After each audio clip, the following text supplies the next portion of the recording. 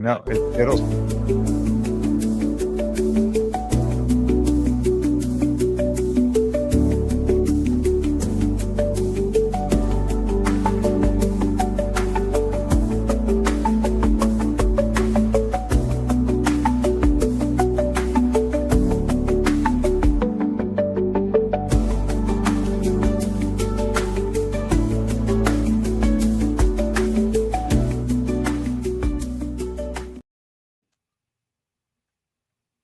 Welcome, everyone, to another episode of the Hobby Chop Podcast, the podcast for the people.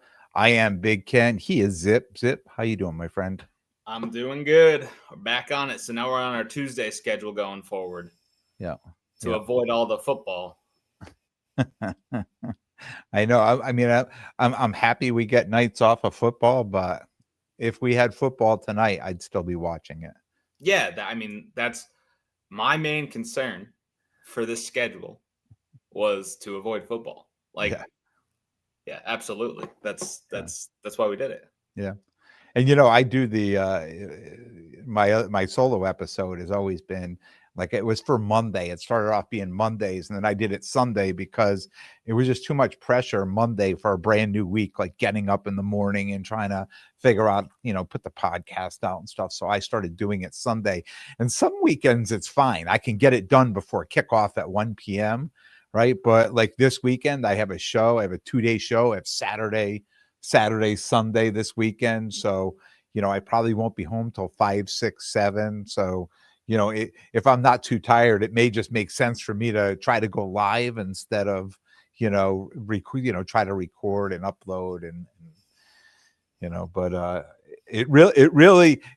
have a TV going right on the other side of this. I have a TV with football going. So sometimes when I'm preparing, I'm like watching the football and I'll stop and I'll get up and I'll go see what's going on. It's crazy, man. So first one in. I'm gonna close this door real quick. Feel free to answer that one. Let's see. Vintage card collector in the house. Ken, thoughts on the Caitlin Clark market now and heading into the off season? Well, I can tell. I mean, it's like anything else. I can tell that people are nervous in the WNBA groups and the Facebook groups. More Caitlin Clark cards coming up for sale now. And I think what it is people are thinking to themselves, if I don't sell it now, right, nobody really knows what her market is going to do through the off season, because she's not coming back. She's done now. She won't be back for playoffs. She'll be done till next year. So last year, because of it was the first cards that came out, right? The Select came out, I think, after the playoffs, right? They came out in October, and then Prism came out. I think it was January or February. So that market was so hot for her. This year, second year cards. And I put a thing up in the chat. You probably saw it, but the Don Russ WNBA, brand new this year, Don Russ. So that was supposed to come out in June, and then it was July, and then it was August, then it was September, and now it's October. So they just continue to put it off. But the hobby boxes for that pre-sales are $799.95. Right. I did not go back and look, but it was a message I put in the chat. I believe last year's the 2024 football Don Russ was somewhere around the $400 mark. Mm-hmm. Right. So isn't it incredible that the hobby box is coming out, and it's a second year from her. Right. Yeah. It would be, if we were looking at rookies, and I still think it's a solid rookie class. You and I had talked about this,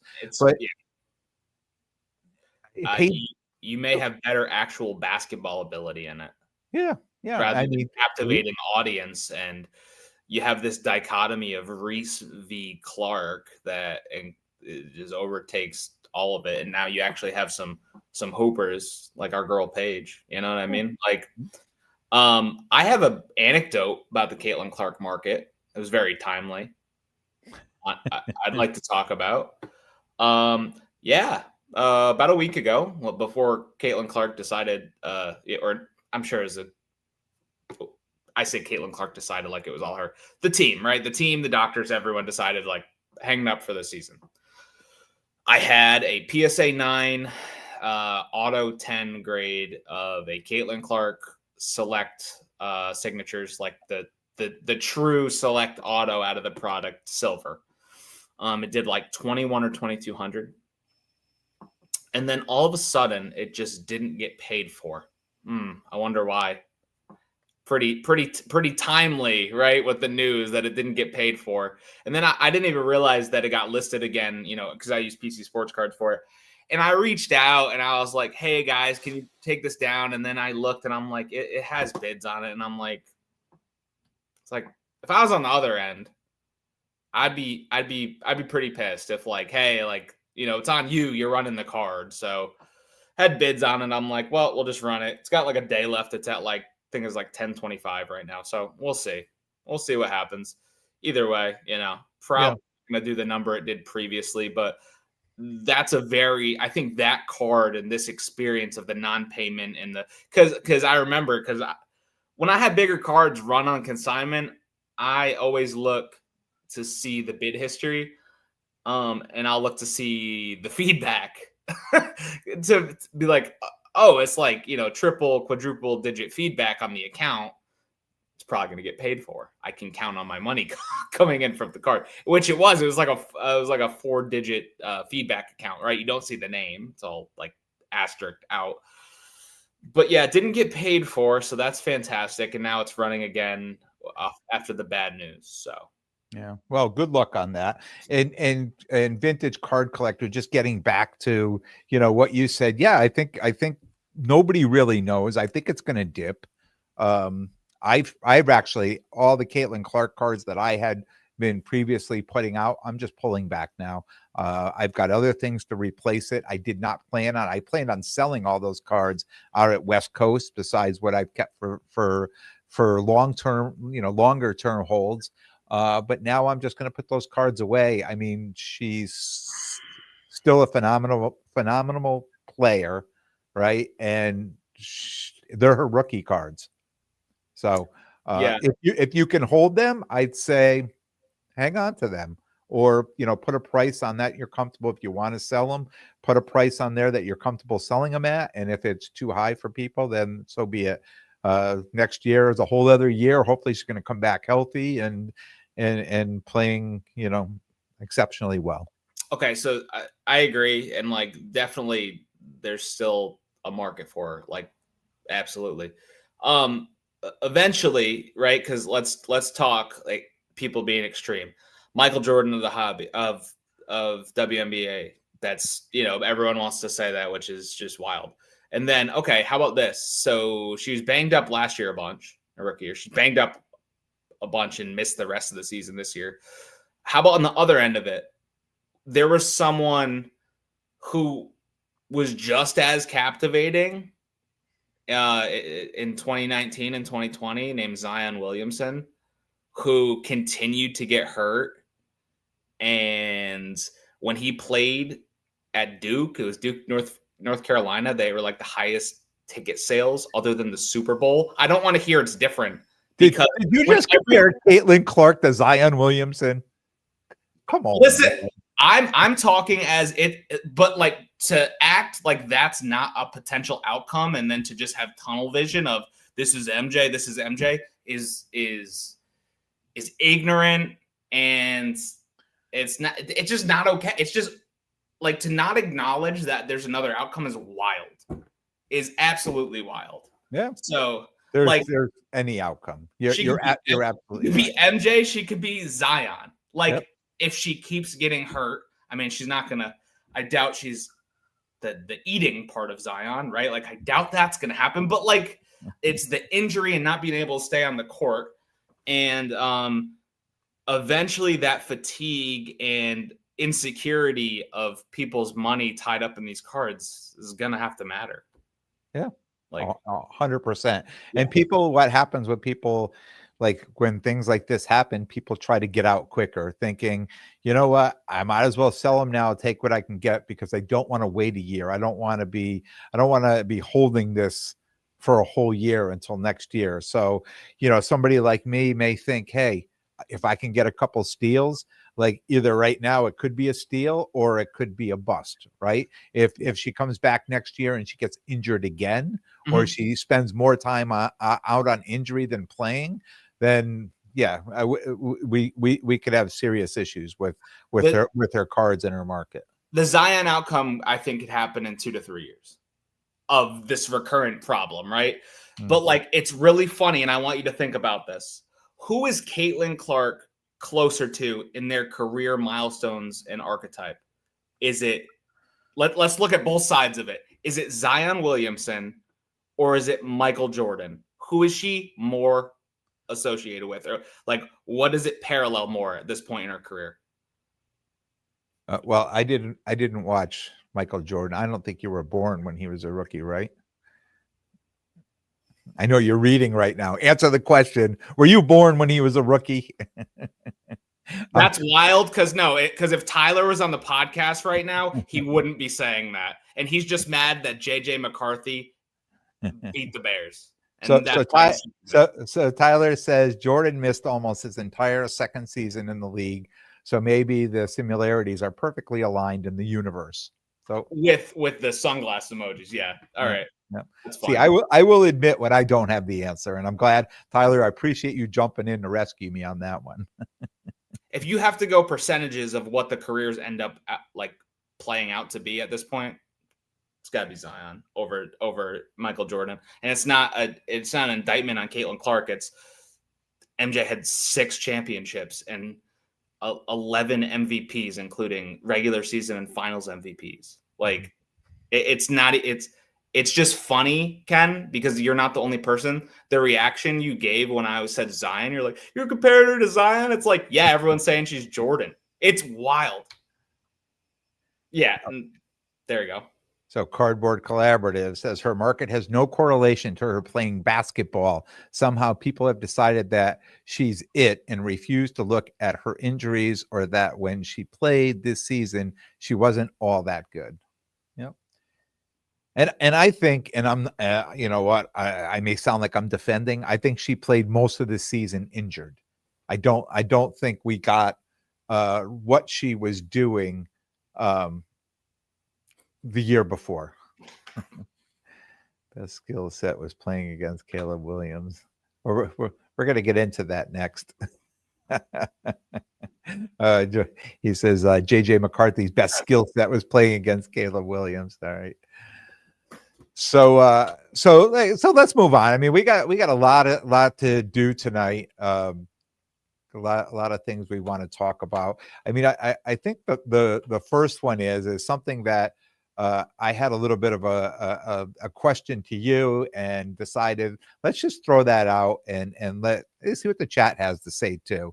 So I'm to the final episode of this America's Team thing. This about the Cowboys on Netflix or whatever it's on, and it talks about over the years how the Cowboys were America's team, and they played, they got all the best time slots, and they played on Thanksgiving, and they play here and there. I don't see them as America's team anymore. And my question is, who is, if we had to say, who's the most watchable team now in the NFL this year? Right. I think the Chiefs a few years ago were exciting to watch, and I think everybody hates the Chiefs now. I think with the when the Patriots, first started, winning Super Bowls, people were like excited about it, and then they all became haters. They all wanted to hate the Patriots, and I know people love to hate teams that are winning, but who would be the team now that people would be, if it wasn't your team playing? Yeah, who would be the most? Who are the team you'd be excited to watch? Okay. And I hope the chat will throw that in here too, because we're gonna get a lot of Bills in here because we're East Coast out here, and they are. I'm telling you, I enjoy watching the Bills, so I have nothing wrong with them. But who are some of the other teams we like watching? For just like popularity's sake, like I think last year it was undisputably the Lions, right? Like, does that sound fair? Like, I feel like everyone was on board with wanting to see the Lions do it all.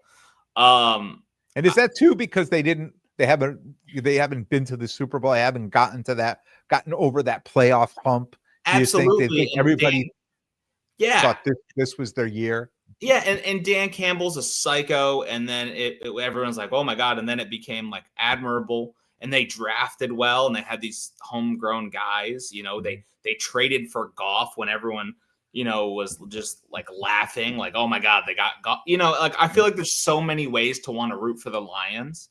Yeah. And it's kind of scary after week one. It's just week one, so you never know. But like, Yeah. I agree with the chat. Like, I don't see how it's not the Bills, truthfully. And I'm a Dolphins fan. I'll tell you what, they're not America's team. I don't even want them to be my team. And I like Josh Allen. I've been critical of the card market, but it's very much just like achievement based, right? I like Josh Allen because I watch him play golf on YouTube. That's why I like Josh Allen the most. He's also a great quarterback, but like, dude, the Bills, they're easy to root for. They're easy to enjoy watching. Yeah, they are. And I think the Ravens are fun to watch too. I don't think people hate them as much. I think if they weren't as disappointed with that team not being able to get further in the playoffs, right? I think when the Bengals are winning, right? I think like I almost think that because everybody hated the Chiefs so much and just expected them to go win a Super Bowl, they felt like the Bengals were the giant slayer, right? That they were the only team that could stop the Chiefs, right? So everybody all of a sudden jumped on the Bengals train and said, take down the giant, right? And now the Chiefs lost to the Eagles, right? So, I see here Vintage Card Collector says Eagles are the most hated team, Chiefs a close second, agree Buffalo's the team to watch, right? So now the Eagles, right? they hadn't won a Super Bowl in a while, right? They come around and they win with this, Jalen Hurts and his card market goes nowhere and everybody hates them. So everybody hates the Eagles. They just, I feel like the Bills just seem like a popular, likable team. That's if you're going to America's team, if that's what that means, probably that. Yeah. So yeah, I would agree. And if the Jets play well this year, so there's so many people who have been down on that team for so long, would we just get excited if a team that's been losing for so long started winning? Would we get excited, or would we be just like, nah, I'm not going to watch them? Or are they so far gone that it would take so much to get them to be excited to watch? I just get a bad taste in my mouth when I hear the Jets. I feel like I was driving down the road and like someone hit a skunk nearby. When I hear the Jets, that's honestly, and guess what? Fields look good, but like, would the Jets ever be America's team? Probably not, because people can't stand like New York, like just in general. Like but correct me if I'm wrong. I mean, way back when they won a Super Bowl with Joe Namath, weren't they? Wasn't that like a beloved team? I don't know. You just tried to say I couldn't talk about Jordan because I wasn't born yet, and then you're gonna ask me to chime in on Joe Namath. Like, well, I was still born. Let's draw the line here when it's convenient to pick my age apart. All right. So this is funny here because what Vintage Card Collector says, because I mean, growing up, this was the same with hockey. We were a hockey family, right?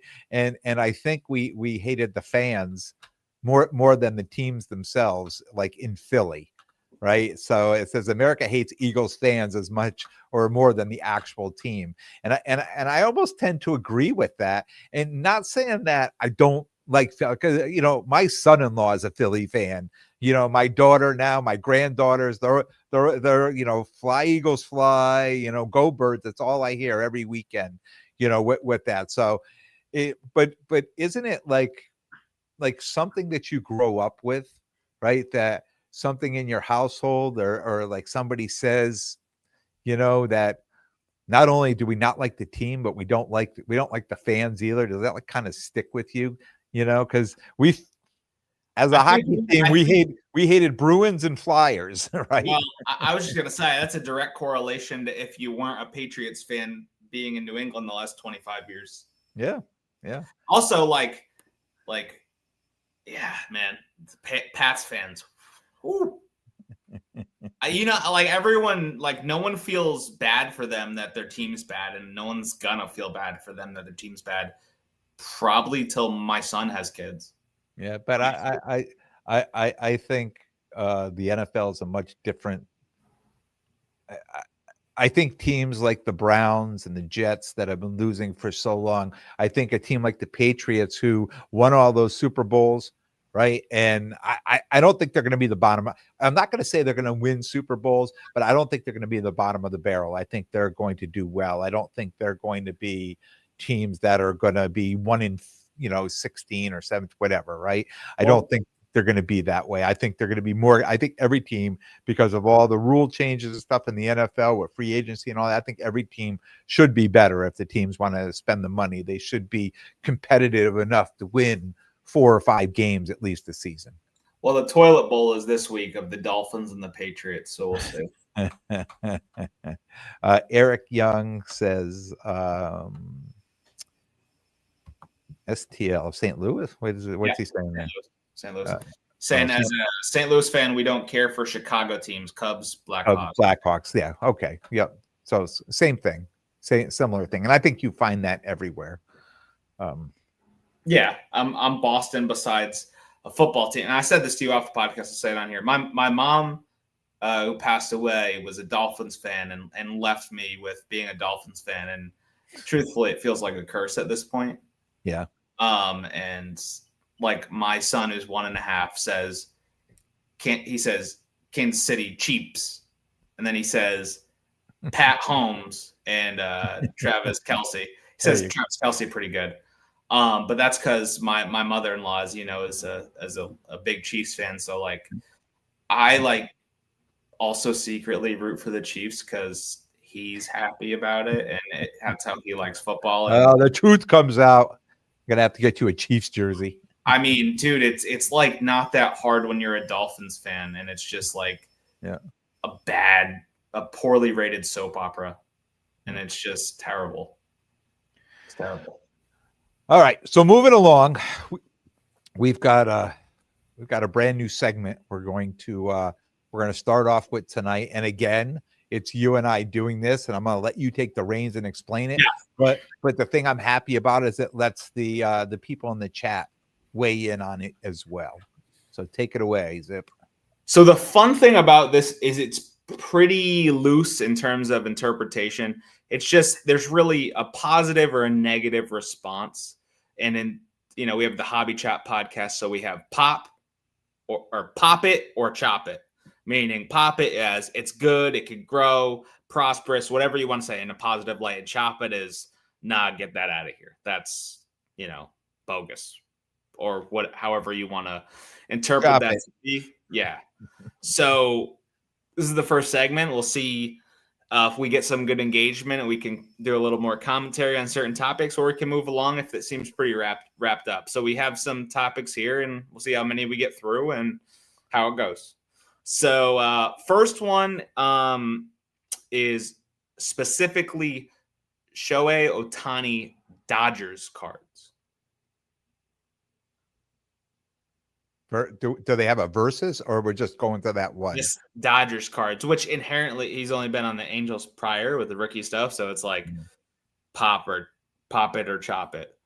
Well, I could say, I don't follow baseball, but I know since I've been doing the hobby that Ohtani cards have been the number one card in baseball at every show. And people who have said to me where I'm like, I don't do baseball, so I don't like to get into lanes I don't know much about. And they're like, all you have to do is buy Ohtani cards and sell them in your case. That's it. Don't worry about anybody else. Just buy Ohtani cards, right? Yeah. I never did, but that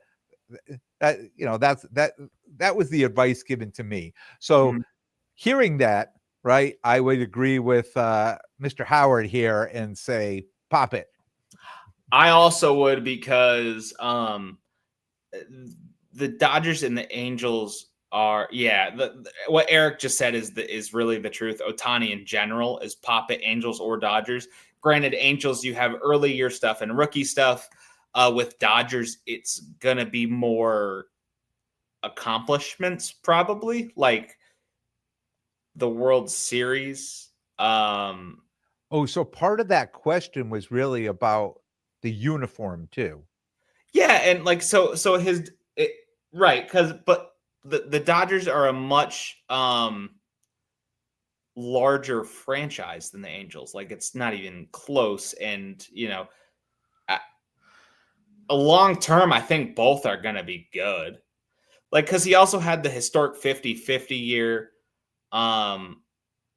World Series win, MVP. I just what Tim SF Giants mem says. Well, you're a Giants, a San Francisco Giants fan, so I would expect you to prefer the Angels over the Dodgers cards.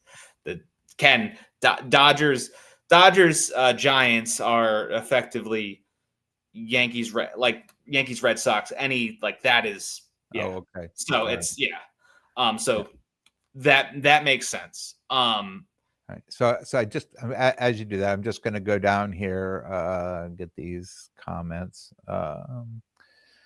So Tim's F Giantsman says chop. Howard says pop it. Howard also says just remember he's been playing 8 years already. Tyler says pop first year Ohtani Dodgers cards. I prefer Angels over Ohtani. And that's it. Oh, my wife and I are here. Where is the pop? I guess. So I mean, I guess the consensus is to pop on it, right? Yeah, I would say so. I mean, he's doing stuff no one's done. So you know what I mean. Yeah. I think that the general sentiment for me is Dodgers of Ohtani's probably just fine. Yeah. All right. So our next, I'll add a few words to this to kind of make it a little bit more, and it's, I'll phrase it as a question. Will the Victor Wembanyama rookie hype eventually live up to what it was? Well, that's a different question. You're asking me if the hype is going to live up to it, but are we popping or chopping? Is that, I mean, Well, what other we're than doing that, it would be Victor Wembanyama rookie hype. Pop it or chop it. So this is what I have to say on that. I mean, I think he was playing very well until he went out with his injury, right? That put him out for the whole season. So I think he's one of those players that if he recovers from his injury and comes back playing as well as he is, which from what I understand, he should, I'm going to say pop, right? Mm-hmm. Pop it. But if this is an injury that, is one of those that they say, oh, everything's going to be fine, and then the season is coming around, like they should get ready to start playing, right? Some preseason stuff. So we should start getting some news, pretty quickly if he's going to be playing this year and how well he's recovered from this injury. And Sports Card the Hobby says sounds like Clark. I'm gonna go with a what do you call it? You ever seen The Other Guys? Will Ferrell, Mark Wahlberg. The movie? Yeah. Have you seen that? Yeah. I'm gonna go with a desk pop because it's terrifying. It's terrifying to pop this from the injuries and all that. But if this guy plays the qualifying games, he will naturally be the defensive player of the year. But it's not close. The metrics are not close. Not to mention he's pretty tall, you could say. He can shoot, he can handle, and he's got guys around him. And now we just got the second overall pick in Harper, who on any given year could have been the one if he didn't have Cooper Flagg.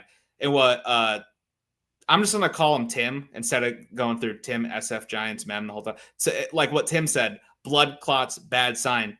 Yeah, it's not great. That's why it's a desk pop. It's scary. You don't know. It's frightening. But I would say like the talent is unquestionably there. Like, so we'll see. Yeah, We'll see. and I would say a desktop. yeah, Bob Boozle says Spurs are building everything around him. He doesn't have to be as good as Anthony Edwards. I mean, they got De'Aaron Fox. They just drafted Harper. They have Stephon Castle was just rookie of the year, who may have not been rookie of the year if Jared McCain played the whole year, but nonetheless, they have so many young pieces there, and yeah, I think the situation matters a bit, but he's still unquestionably the number one guy there, you know. Yep. So I'll say desktop. Okay. Now the next one on Pop It or Chop It, we're gonna do part A and part B on this. All right. Part A will be Caleb Williams cards. Caleb Williams cards. Right now, and I'm basing this more on what I think Chicago's going to become, and not so much it is now. That right now I would pop and buy some of those cards and hold them, because I think they're probably in a good position to buy them. But I think they have enough things going on in Chicago that will be a very competitive team, and he should do pretty well. Okay, so you think it's like the public is a sentiment chop it on it, right? Like that the public is overall a chop. Yeah, I think, and there was a comment on here earlier. Tyler said, the best thing that happened to JJ was that he was playing the Bears, right? So wasn't that what he said there? Yeah, but I think it's I think we expect too much, and I know I don't want to get off too much, but I just think we expect too much from these young players. I think these young players have to find themselves in, and the systems they're in. They're coming out of college, they're learning new systems, they're playing with professionals, they're playing with, a lot of them are coming in playing with veterans already there. So there's a lot to learn and a lot to be done, and I think it becomes overwhelming. But I think there's a number of quarterbacks that can handle this, that will stick around. I'm not saying they're all going to be Hall of Famers, but I think they could be solid, fantasy choices, right? Every year to pick and put on your fantasy team. And I know that's different, but when I'm saying that, I'm saying it's also a player that is going to produce year after year and may have a chance to win a Super Bowl. So it sounds like you're really on Caleb. What I would say is I think he's definitely still finding himself out. There was an article that was pretty it was strange, but regardless, it was basically like an anonymous bash piece on Caleb Williams from 32 sources around the team last year. And one of the concerning parts of it was that Caleb Williams cannot effectively call a player into motion. Okay, that's that first overall pick. Yep. Can't call a player into motion. And last night in the game, that twice it was a problem, including the last play of the game on the Hail Mary where he couldn't call the guy into motion. That's really elementary stuff. So let me just say something. I hate to break your train of thought, but did you watch the Bills game the other night? Yeah. And did you watch that little thing, that piece where they showed Josh Allen throwing the ball, that his body was all contorted and his foot was up in the air and his body was, and this is when he got drafted. This is how he threw the ball, versus they showed him how he throws the ball now. So, and I think what you're saying, and I think what a lot of these players go through, I think these teams figure out, hey, are these things we can fix?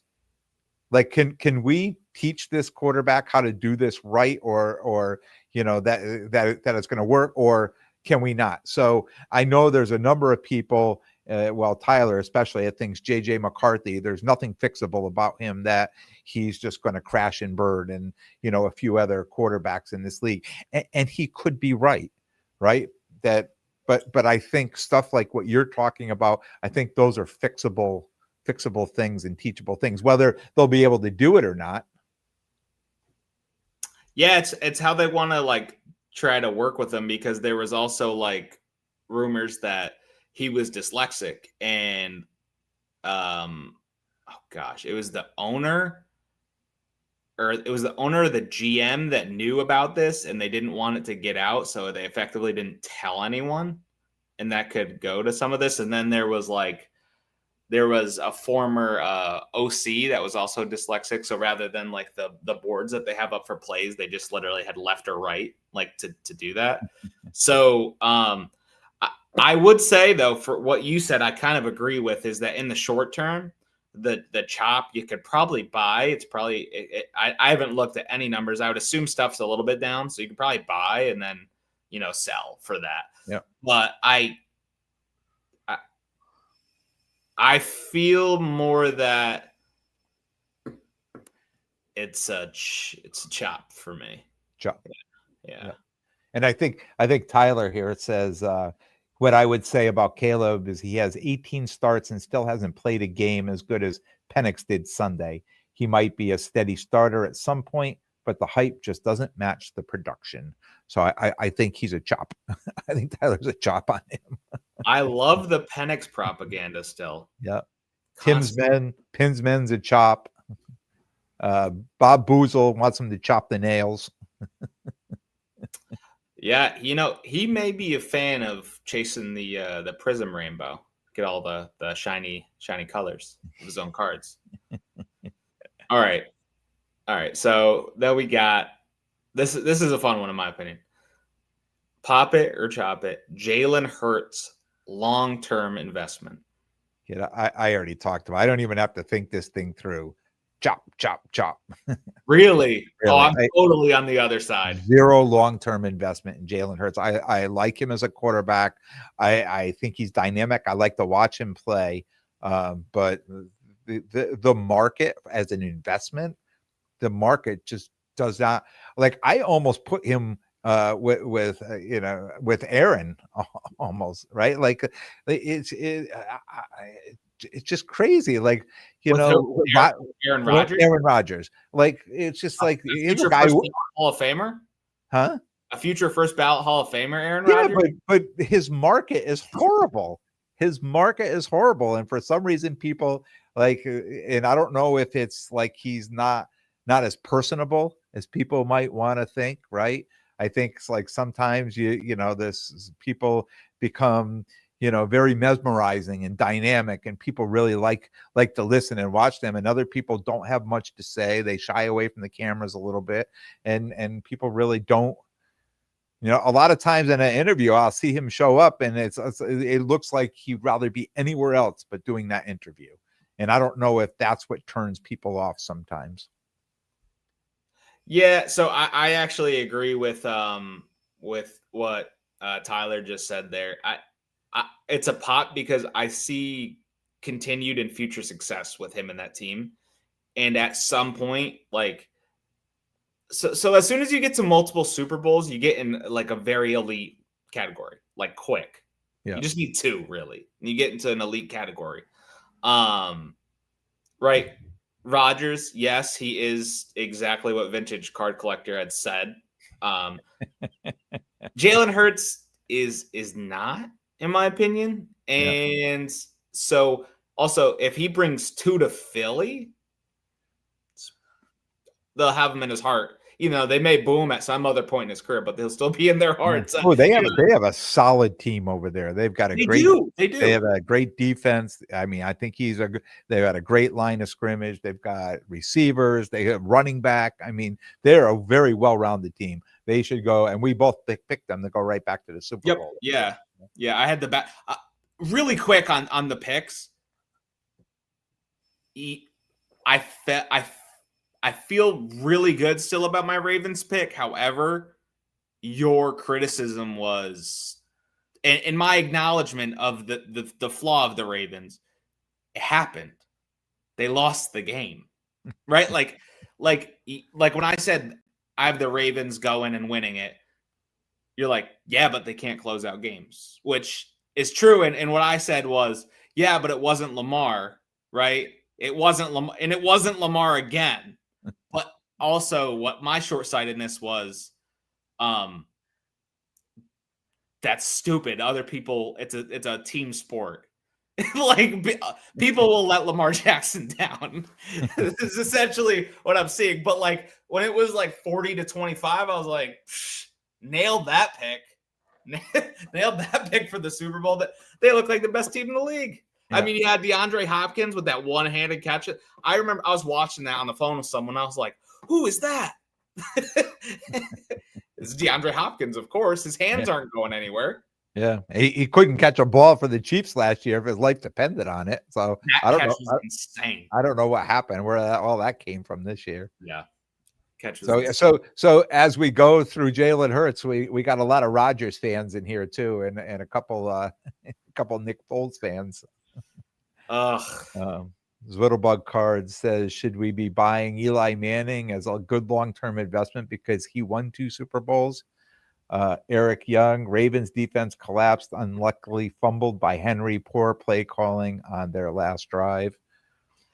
Yeah, so the thing about Eli that's really interesting though is I think he's going to have, and different from Jalen Hurts, I think Eli's going to have a great post-playing career. Like with his TV, he's funny. Him and Peyton are hilarious together. Yeah. But like also with that, which is totally like different from like prime position quarterbacks, like McAfee.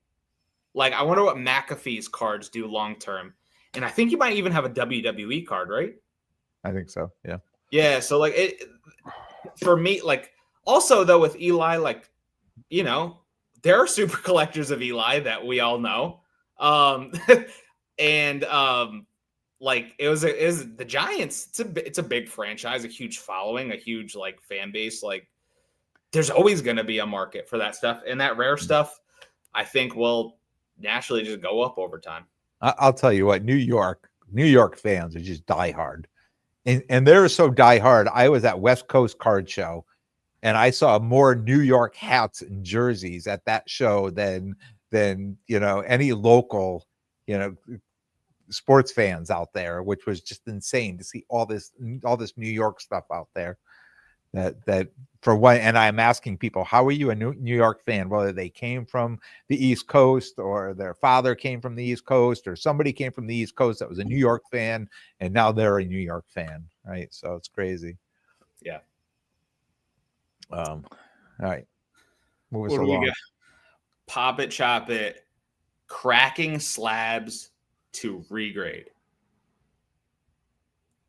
Well, I can tell you that I've cracked my share of slabs in my days, and I'm just not doing it.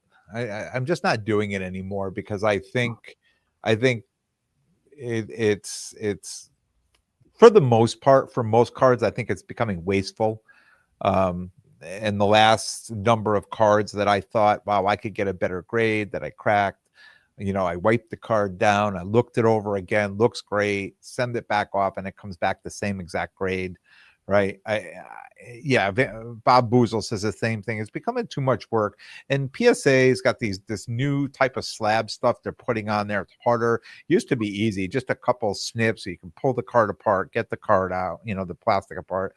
Now, and I don't know if it's just with all the Caitlin Clark or the higher end cards, that they're sending in these things that I just can't be bothered. I'm done with that. It was a whole thing for me for a while. Like that's what I was doing. Now I'm just like, you know what? I'd rather just move on.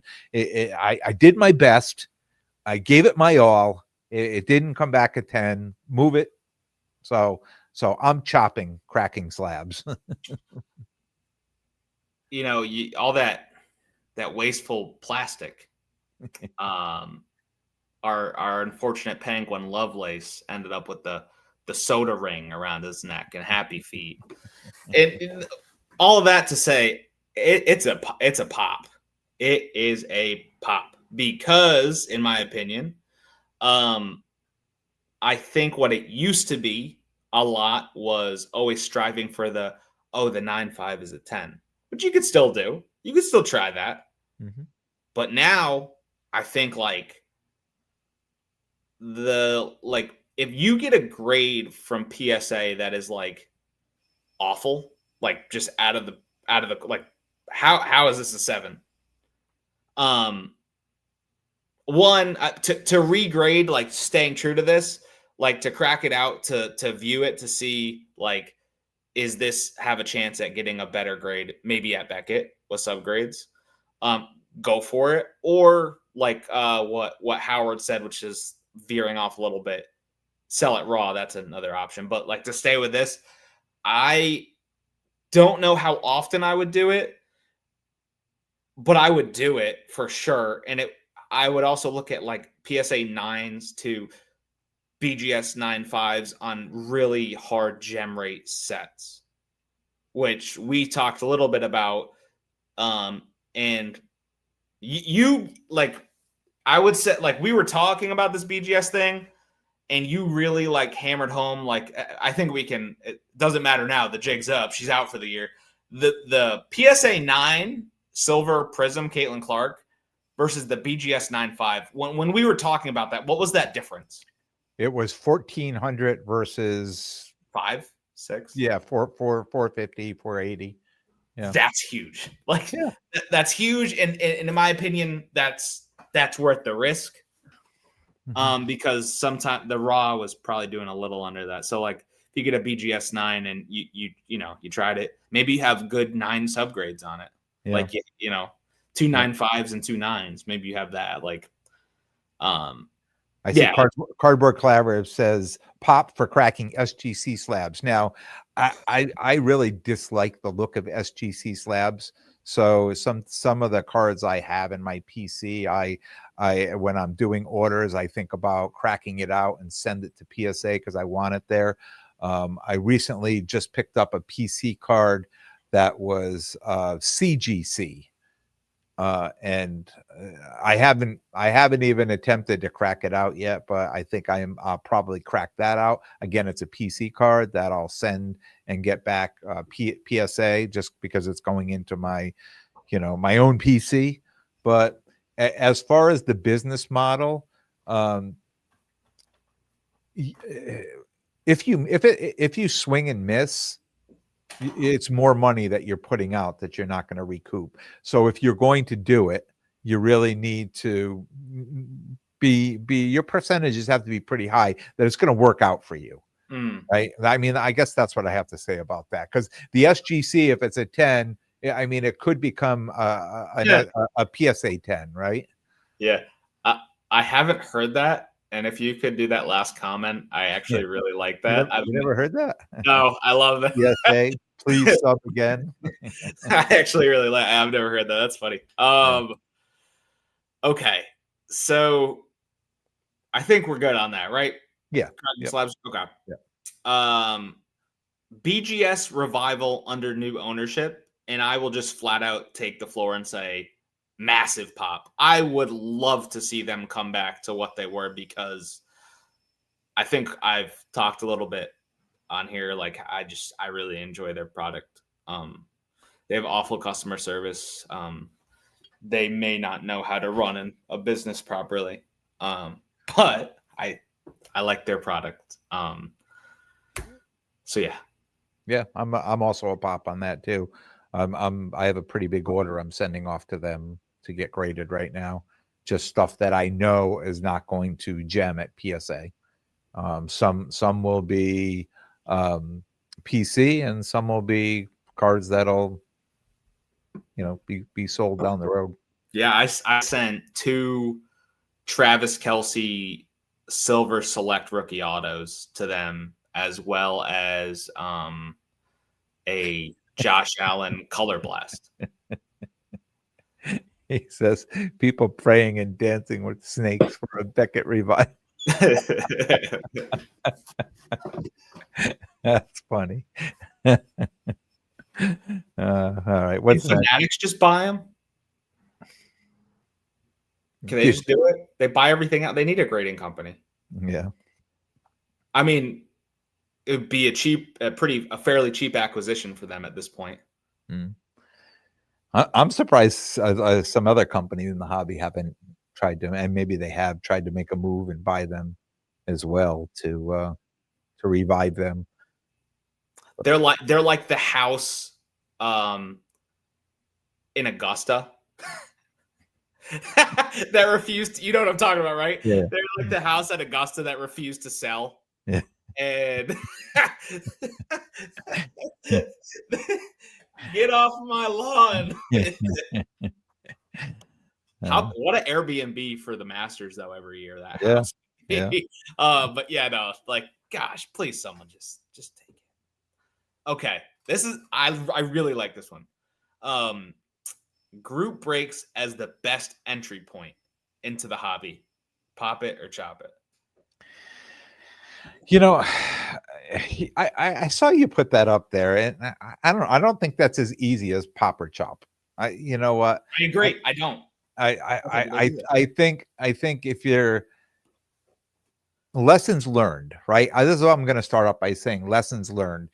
I got into a lot of breaks I shouldn't have been in, and I got beat a lot of times on breaks that, you know, I guess I was just unlucky, right? But you know, once you get in and you get burned a few times, you know, over the years, I've gotten much better about selecting, you know, what breaks I'm getting into, certain breakers that I would get into, and I don't recommend that for people that are just starting, right? That want to start building either a PC or you have the opportunity, yes, to swing for the fences and get great cards, but there's a lot of opportunity to swing and a miss and get discouraged, right? To me, it's like a lottery ticket. Like I could walk into the mini mart and buy a scratch ticket, right? And all of a sudden I lost and my money is just gone and I have nothing to show for it. Yep. Right. But I could buy a $10 ticket and win $100 and be cheering like, yeah, this was great. So I think if people starting in the hobby need to start a different way where they're putting their money out and they're getting something back. Like maybe not swing for the fences so much, but have something to show for your money at all times when you're first starting. That's just my thought. Yeah. So just for me, just to answer the prompt, I would say chop it with the caveat that is it the best entry point into the hobby? I would say no, it's not the best. However, there can be value with it for educational purposes of seeing products getting open. So like, think about this. Like if you were to go to a card show, right? You see all the singles out there as they are, and you see wax how it is, but you don't understand what those cards, like how they got there. Like you get that they're in the packs, but you don't see packs being open to understand how rare something really is or it really is not, which I think is why so many people think that downtowns are so overrated and overpriced because they're not as rare as the excitement and price behind them maybe would let someone who's new into the hot, they wouldn't get it, right? Like you would think something would be way more rare than it actually is. So I think what I would say is maybe watching group breaks could be a very good entry point into the hobby for educational purposes. Like, and it could be from watching. There's all sorts of videos on YouTube, right? Like you could have retail products and understand like what comes out of them and why, and why those retail boxes are a certain price, and what you could learn, like how often does an X Fractor come out of Topps Chrome blasters or mega boxes or whatever, and what does that card sell for, and what did I have to pay for to get that? And then you look at a Topps Chrome, hobby box, and you see, wow, what is a gold auto? How often does that come out? And what does that sell for? And how much is that box? And then I think by watching other people risk their money and other people's successes and demise, you can make your own assumptions and educate yourself, because I think there is value to it. But just getting into it, like if you have the money to blow, then sure. And I think getting into group breaks is pretty equivalent to going and playing the slots, of just look at it as entertainment factor. And if you hit, like, and good for you. Because like the best entry point, and it's so cliche and it's so oversaid, but it's just true, is like starting out, just buy shit that you generally like, and then figure it out later on. Because at least, like, if you lost your money on buying what you like, you actually purchased that and felt that what you're paying is okay, because like it felt that way. Not saying there's not scammers and scummy stuff that could happen, but like at the basis of it, I feel like if you're buying the stuff that you like with your own money and like you paid it, okay, you know what I mean? Yeah. Um, Yeah, I and feel the same way. yeah, So I think they could be really valuable though. Like watching some breakers, watching case breaks, and starting to understand how rare things are and how often they come out. Like, I think that's important, and people don't do it enough. yeah. Good. All right, last one. Last popular topic for the segment. Card shows are the best place to buy cards. And that's a variation too. It depends on what you're buying. If you're going to dig through boxes, things like that, yes, 100%. I pop that all day. And if you're going to look for particular cards, it could be just depends on the show you're going to. Could be a lot of variations with that, you know. Mm. So I guess I would say pop it, but know where you're going and what you're looking for. Hard job for me. Yeah. Hard job for me, because I think the best place to buy cards is at a private collection purchase, because of the dynamic or lack thereof dynamic of competition for that transaction. As you very well know, being a dealer all over the place, how often are there times in your career, but maybe you made an offer on a card, they're like, no thanks. The guy standing at your case right next to him is like, hey, I'll take it for that. Or iterations of that. It happens, and what it means is there's competition. There's just ready competition in the room with money to buy. Therefore, to buy, in terms of best, so okay, because I see what you're saying a little bit now.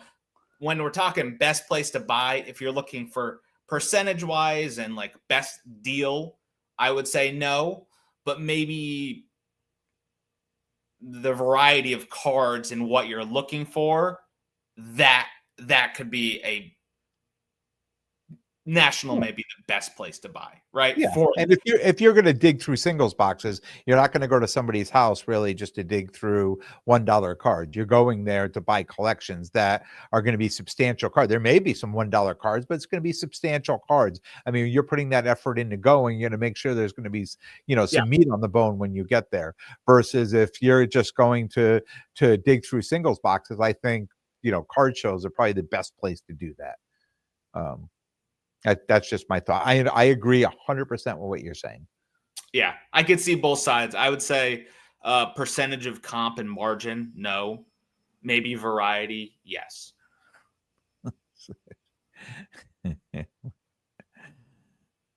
I see Ziggy Noah says, I pray to the PSA. I have no idea what's going on right now. Yeah, he says, he's behind. I think he's behind. That's what it is. He says, I pray to the PSA gods before I reveal. He said, I sacrificed the squirrel to get a PSA 10 on a Wemby Helix last year, and it worked. Just kidding.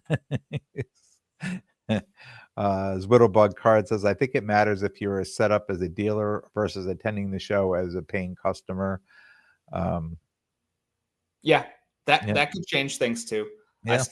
I still think having the private like buyout though, because there's other dealers set up. If Ken's only going to give me 70, and then Rich set up next to him is going to give me 75, I'm going to go to Rich. If I'm buying the card and I offer 60 and there's no one else there, and the guy really wants to sell this stuff, getting it for $60. Yeah.